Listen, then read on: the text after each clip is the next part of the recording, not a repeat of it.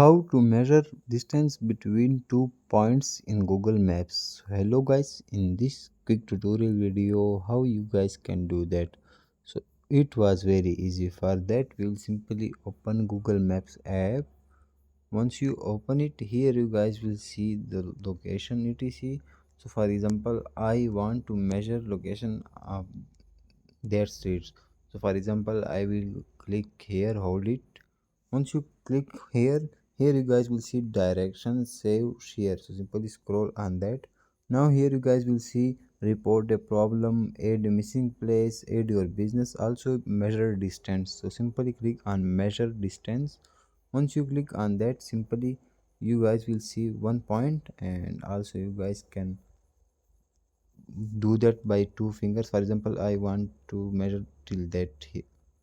So simply click here. Here you guys will see 0.2 mile. So that's how you guys can measure distance from point A to point B using Google Maps. Thanks for watching.